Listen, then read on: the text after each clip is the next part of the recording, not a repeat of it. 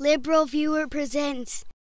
So when Supreme Court Justice John Paul Stevens announced his retirement last week, for the right-wingers over at Fox News, it apparently opened up old wounds from Ronald Reagan's 1987 failed Supreme Court nomination of a conservative darling Robert Bork, whose failure Fox News never blamed on Reagan or even Bork, as you can see, for example, in the praise of Robert Bork by Fox News anchor Chris Wallace last Friday in this clip. Everyone agreed that he was an absolutely brilliant jurist. There was never any question about his qualifications to serve on the court. There was obviously a lot of question about his ideology, and he's the poster child for the politicization of Supreme Court nominees. And the politicization of this poster child, according to the Republican talking point I kept hearing repeated on Fox News, was clearly the fault of Democrats in general and the late Senator Ted Kennedy in particular, as you can see Fox News anchor Chris Wallace, for example, explain here. There was a general feeling in this town. President won. He had certain prerogatives.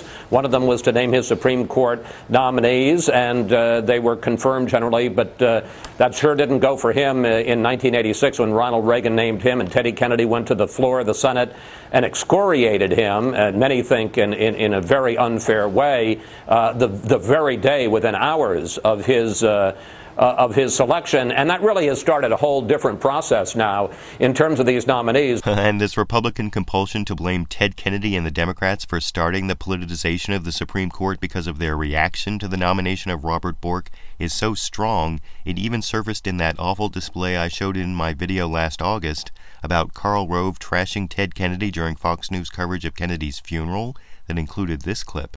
I also found it hard to sort of reconcile the Ted Kennedy I knew, who was gracious and kind and courteous to the most junior staffer in the White House, with the man who savaged Robert Bork. So with all this savaging of the memory of Ted Kennedy over the Bork nomination, I was surprised I had to turn to MSNBC to find coverage of what Ted Kennedy actually said about Robert Bork, which I found on last Friday's Rachel Maddow show in this clip. Within 45 minutes of the Bork nomination, 45 minutes, Democratic Senator Ted Kennedy stormed onto the Senate floor to declare Judge Bork's nomination essentially dead on arrival. Robert Bork's America is a land in which women would be forced into back alley abortions, blacks would sit at segregated lunch counters, and school children could not be taught about evolution.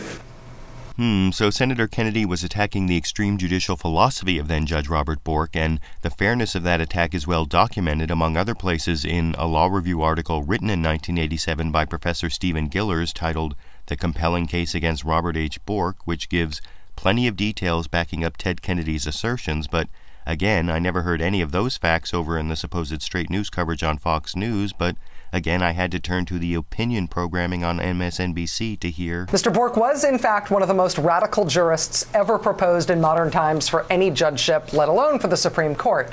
The fight to keep him off the court set new standards for how these things are fought. And that's a more accurate assessment coming from the MSNBC opinion program than came from the supposed straight news program on Fox, because it's certainly fair to say the fight over the Bork nomination set new standards, as long as the changed standards don't start with the Democrats' reaction to the Bork nomination, and a little historical perspective might also be helpful, which I also got not from the supposed straight news programming on Fox, but again from the opinion programming on MSNBC, as you can see in this clip.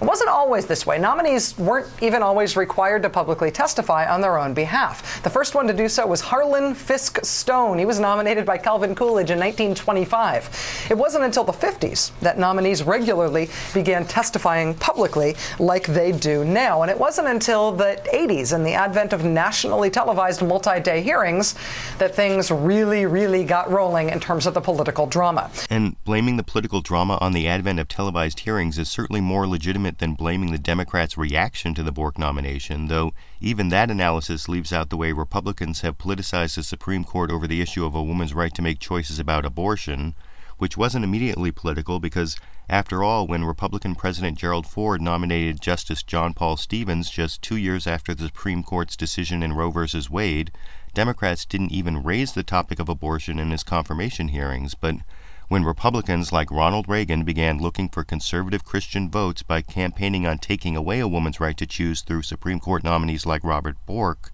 it was bound to politicize the process, making Republicans more responsible than Democrats, I think, but I want to know what you think.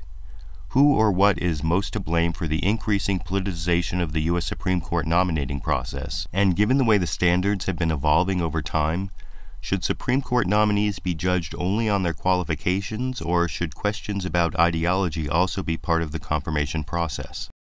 YouTube, you decide.